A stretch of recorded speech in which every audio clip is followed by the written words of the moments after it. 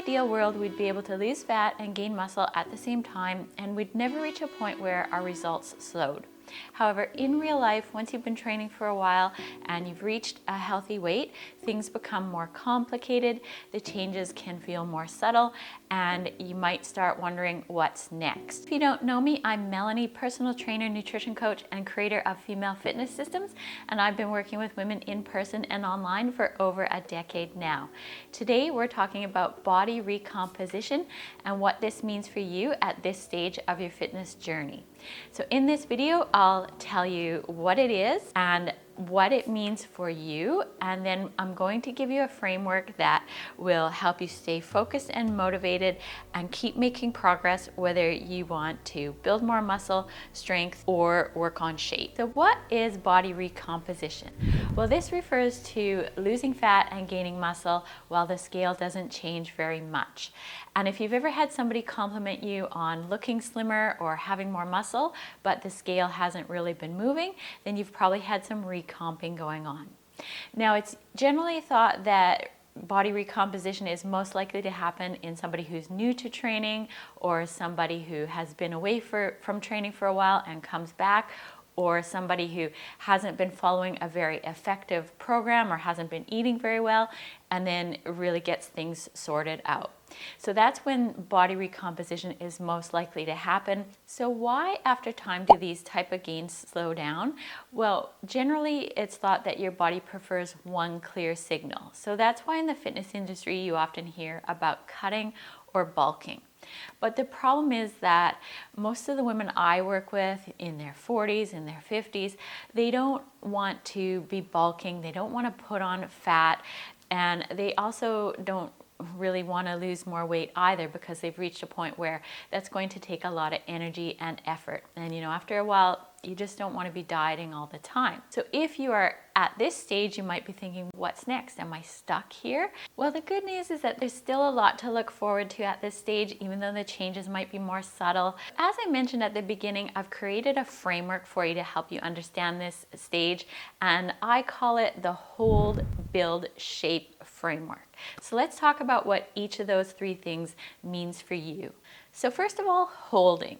This is the idea of holding your weight steady. And I know it doesn't sound exciting, but it is so important. In other videos, I've talked about why we want to avoid that cycle of regaining and losing weight, regaining and losing weight, how it impacts your metabolism and your body composition as you get older. We just really don't want you to be there. And so this starts way before you even reach this stage where you're maintaining. It starts when you're trying to lose weight. You want to make sure that you pick a target that you know you're going to be able to maintain.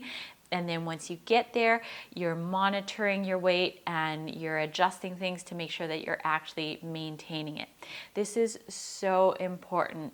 They estimate that somewhere around 80 to 95% of people regain the weight that they've lost, and they often end up with a higher body fat percentage than when they started.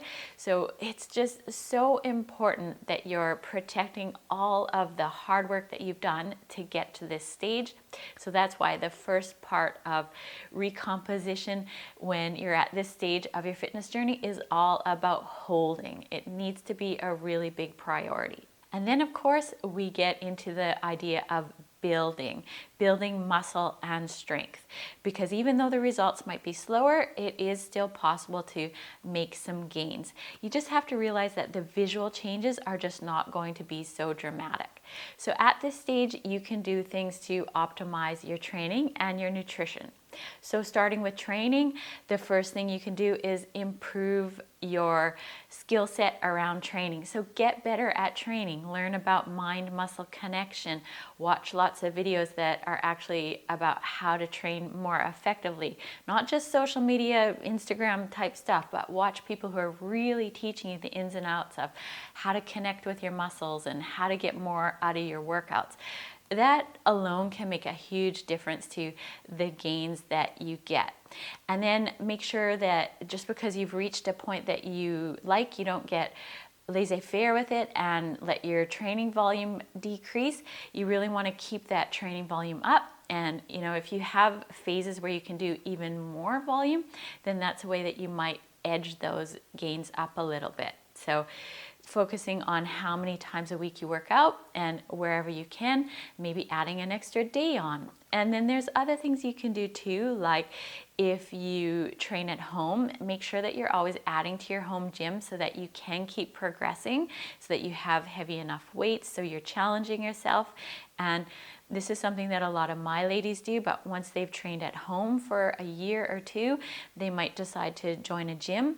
And that can make a really big difference to your gains as well, because it's a new stimulus. There's a lot of different exercises you can do at the gym, and there's just a lot more variety and ability to increase your weights and really push yourself. So that's another way you can take your training to another level if you are at this stage. And then when it comes to your nutrition, again, there's so much you can do. So if you've dieted to get to this point, then the first thing you can look at doing is starting to edge your calories up a little bit more. Of course, keeping an eye on the scale to make sure that you don't let your weight creep up. But what you really want to be doing is rebuilding your ability to eat a little bit more, because just one, mentally that's going to feel a lot better, but it's also going to be better for your health, and it's going to be better for your ability to build muscle. So just trying to increase your calories a little bit, figuring out what your maintenance is, and if you can, maybe even pushing your calories a little bit higher, particularly if you're in a really high volume training phase where you're pushing yourself really hard, and that can help with muscle as well. Now, you do have to be quite precise with everything and be really careful. As I said, monitor the scale, but this is something that can definitely make a difference to your ability to gain some muscle at this stage.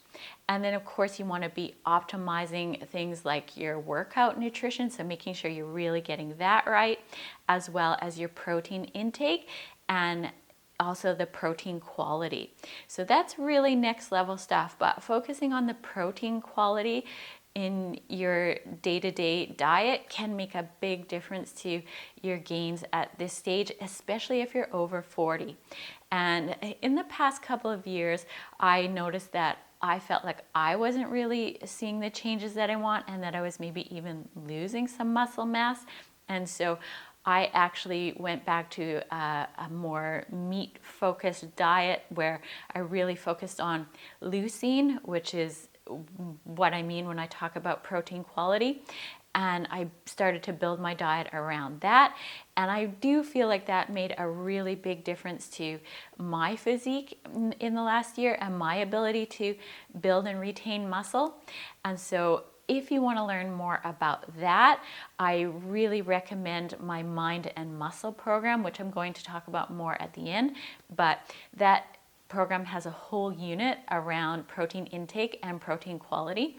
And as I said, it is really next level, but it can make a big difference if you are somebody who is trying to really optimize at this stage. And I also have a really good video on workout nutrition, which I'll link to in the description of this video if you want to check that out after watching this one. And then of course you want to make sure that you're optimizing your sleep and really managing your stress, because those can make a really big difference to your body composition at any stage. And then all these things that I've just talked about sound like they're more geared towards building muscle, but of course it's about building strength as well.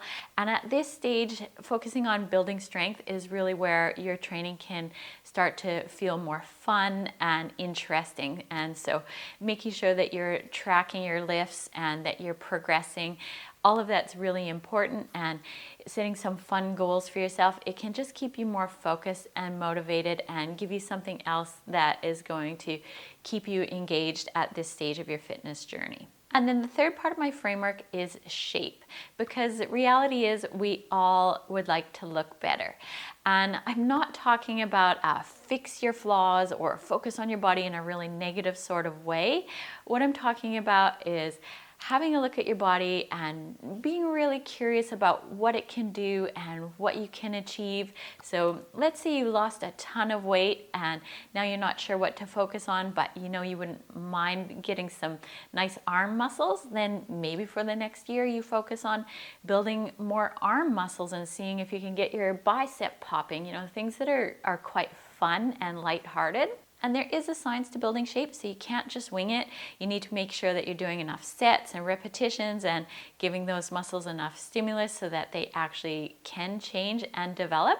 But if you focus on a certain area for the right amount of time with the right amount of effort, it is possible to see some changes which can just make things really fun and keep you motivated if you are at this stage. And just last week I was talking to my client Kim, who's in this stage, and her message to me really summed up what this stage is all about. So I wanted to read that to you today.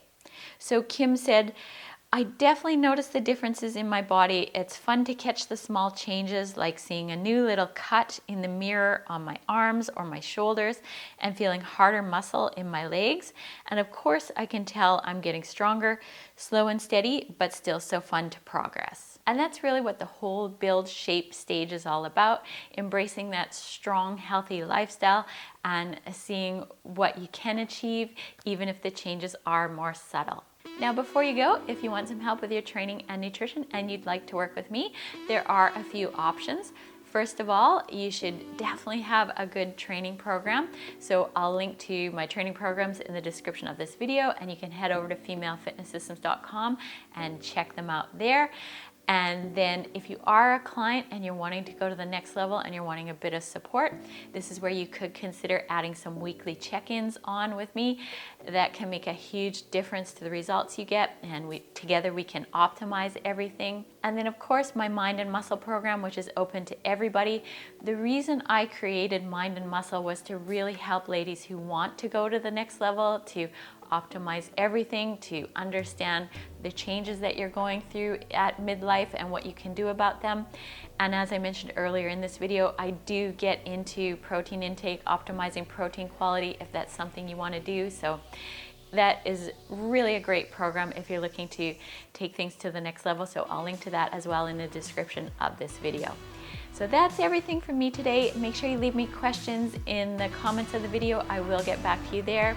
Subscribe to the channel if you haven't already so you catch future videos from me. And thanks for watching. I'll see you again next time.